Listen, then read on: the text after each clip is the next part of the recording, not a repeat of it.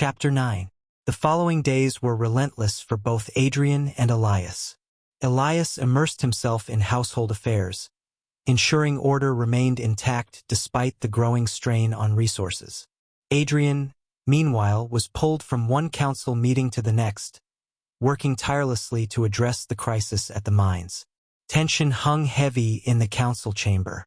"My lord, we cannot openly accuse the crown," one of the ministers said carefully. "They are trying to corner us?"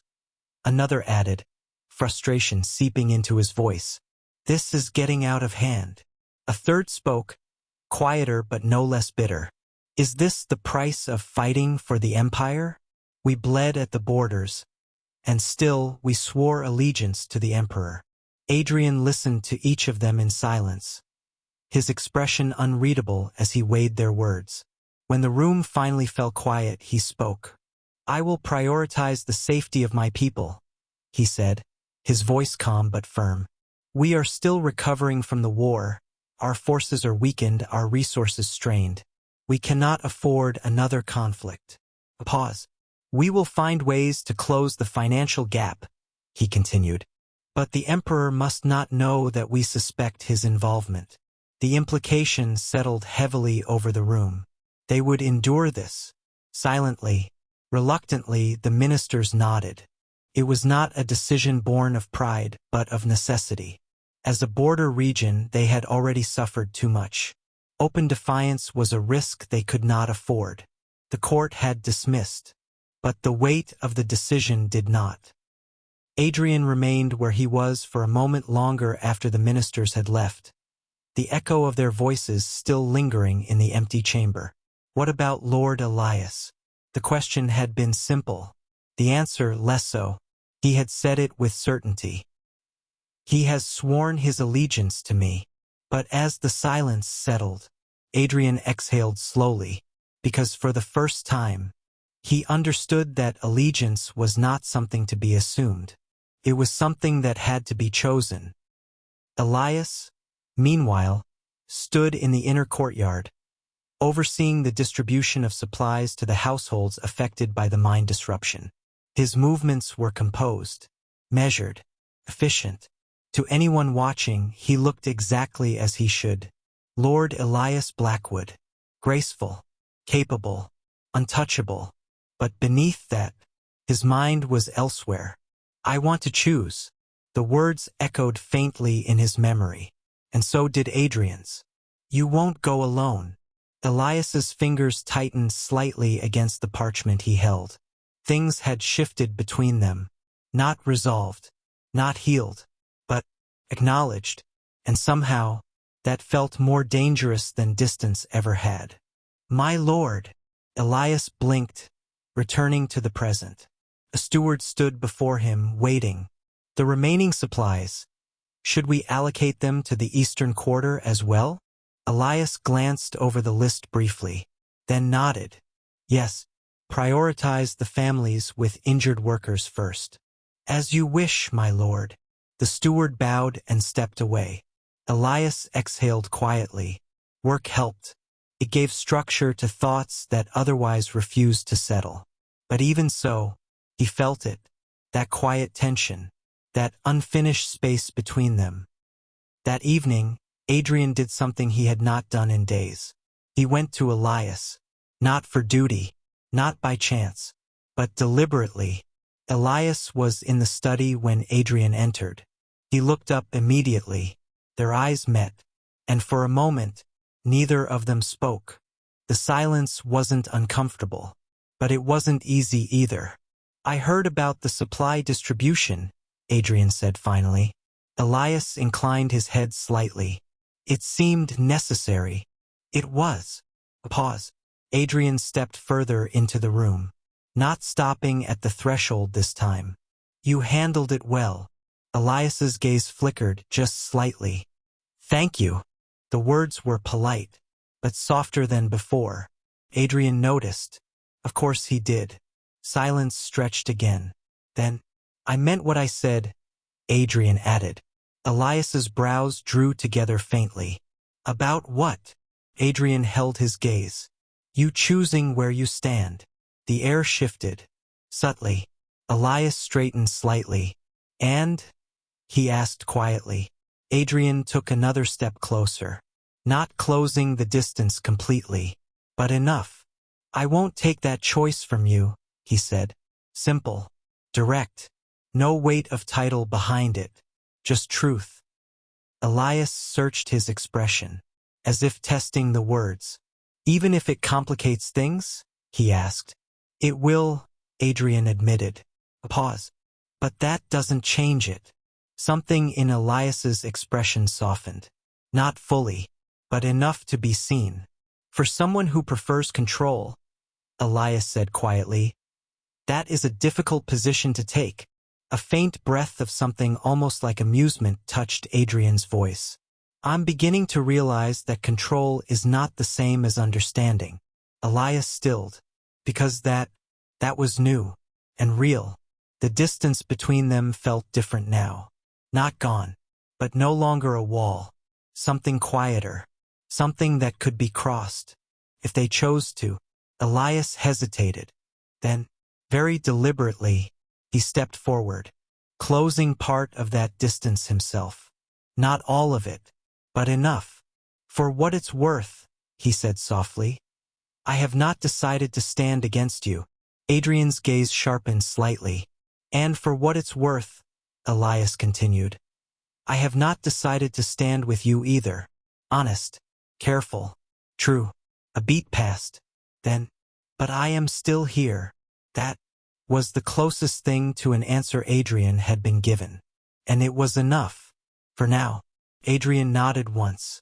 I'll earn the rest, he said. No arrogance. No assumption. Just intent. Elias held his gaze. And for the first time, there was no distance in it. Not coldness. Not restraint. Just possibility. The following morning, preparations began. Quietly, carefully. Not for retreat. Not for submission. But for something far more uncertain. Movement. Toward the capital. Toward the emperor. Toward whatever waited for them there. Side by side. Not bound by obligation alone. Not defined by politics alone. But by something still forming. Fragile. Unsteady. And entirely their own. The journey began under a sky still pale with dawn. The carriage stood ready at the gates, flanked by a small but carefully chosen escort.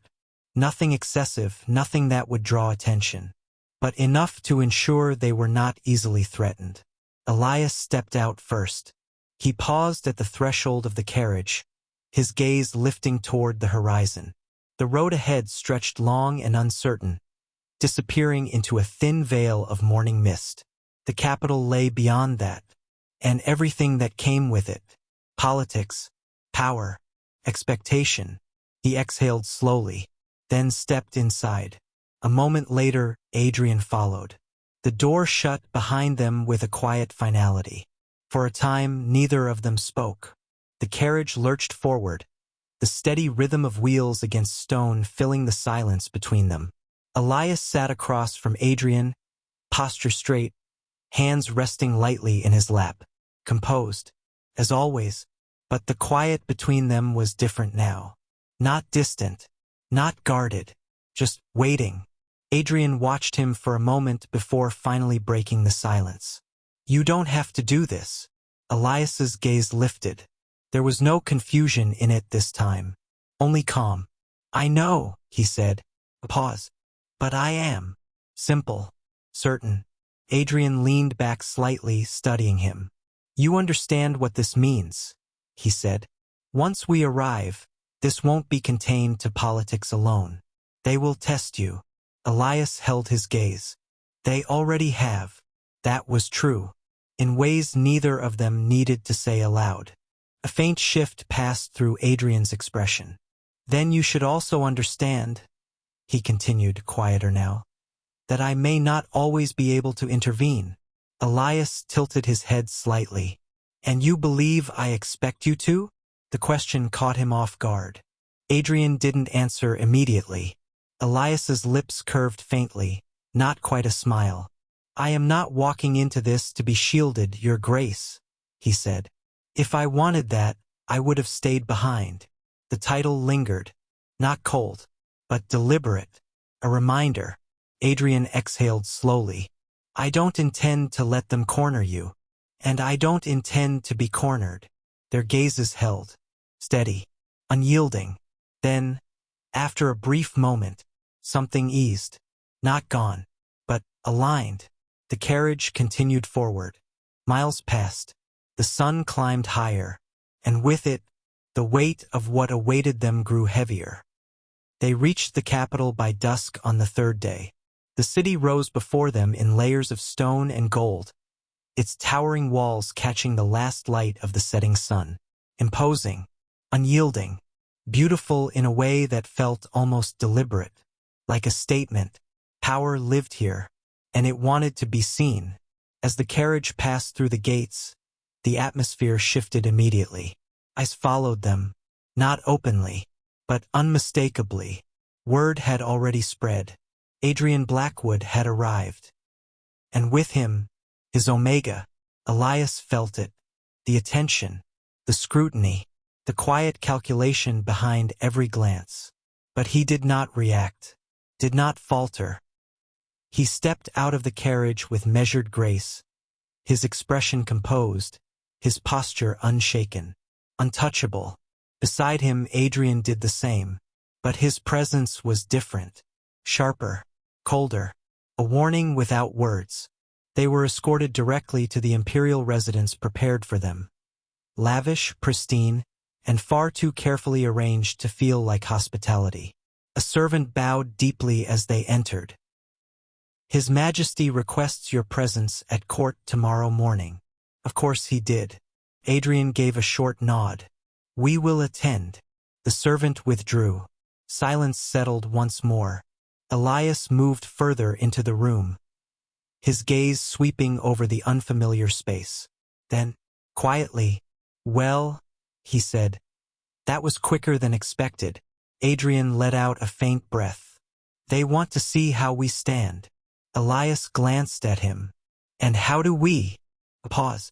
Adrian stepped closer. Not too close, but closer than before.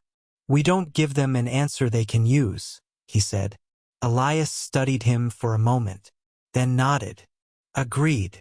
Silence lingered again, but this time felt different, not uncertain, not fragile, something steadier, something chosen. The next morning, the imperial court was already in session when they arrived. The hall stretched wide and grand, lined with nobles and officials who watched with quiet anticipation. At the far end, the throne, and upon it, the emperor. His gaze settled on Adrian the moment he entered. Not curious, not surprised, but knowing. Adrian Blackwood, the emperor said, his tone smooth, almost familiar. It has been some time. Adrian inclined his head. Just enough. Your Majesty. No warmth, no hostility, only control. The emperor's lips curved faintly. Then, his gaze shifted, slowly, deliberately, to Elias, and this time, there was interest. So, he said, leaning back slightly, this is the one. The words were light, but the meaning beneath them was not. Elias stepped forward, not behind Adrian, not as an afterthought, but beside him. He bowed, precise, composed. Elias Blackwood. He introduced himself calmly. The emperor studied him, longer than necessary, as if measuring something. I chose well, the emperor said at last, almost to himself. You suit him. The court remained silent, because everyone understood. This marriage had never been about unity. It had been about control. A leash carefully placed. Elias didn't react, didn't lower his gaze. If your Majesty intended suitability, he said evenly, then I hope I meet your expectations. A flicker of amusement crossed the emperor's expression. Do you? A pause. Then sharper. Tell me, Lord Elias, do you understand why you are here? Elias held his gaze. I understand that your Majesty arranged this marriage, he said. No hesitation, no attempt to soften it, and that I am meant to serve a purpose within it. A murmur, quickly silenced. The Emperor's smile widened slightly. Good, he said. Then we won't waste time on pretenses. His gaze shifted briefly to Adrian, then back. You were placed at his side to ensure loyalty, he continued, to ensure that House Blackwood remembers where its allegiance lies. The words settled heavily across the hall. Not subtle, not hidden. A statement. Elias felt it. The weight of it. The expectation. The role he was meant to play. But this time, he did not let it define him. Then your Majesty has already made an assumption, Elias said quietly. That made the room still. The Emperor's eyes narrowed slightly. Oh, Elias straightened, calm, unshaken. That I would carry out that purpose without question. Silence. Even Adrian stilled just slightly, watching. The Emperor leaned forward, interest sharpening. And will you not? The question hung. Dangerous. Elias didn't look away. For the first time, he said, I intend to decide that for myself. The court shifted. Not loudly, but enough. Because that was not defiance. But it was not obedience either. It was something far more unpredictable. The Emperor studied him. Long, carefully. Then, he smiled. Slowly. Interesting. His gaze flicked to Adrian briefly. There was something there. Something calculating. Something amused. You've changed, Adrian, he said lightly. Or perhaps your circumstances have. Adrian didn't respond. Didn't rise to it. But his presence shifted. Subtle. Protective. Without stepping in. The Emperor noticed. Of course he did. His smile deepened. Very well, he said at last, settling back into his throne. Let us see how this choice of yours unfolds. A pause. Then, almost lazily, just remember, Lord Elias, choices have consequences. Elias inclined his head. Then I will bear them. No hesitation, no fear. And this time, when he stepped back, it was not into shadow, but into place, beside Adrian, not as something placed there, but as someone who had chosen to stand. As they turned to leave the court, the tension followed them. Eyes lingered. Whispers began the moment they passed beyond the doors. But neither of them spoke. Not until they were alone again. Only then, Adrian stopped. Elias turned slightly, and for a moment, there was no court, no emperor, no politics, just the two of them. That was dangerous, Adrian said quietly. Elias met his gaze. I know. A pause. Then, was it wrong? Adrian looked at him, really looked, and this time, there was no distance in it. No, he said, a beat, then more quietly, but it changes everything. Elias held his gaze, and for the first time, there was no uncertainty left in his own. Good, he said, because that was exactly what he intended. Thank you, that's it for today's video. Please like, share, and subscribe to our channel. Stay tuned for more.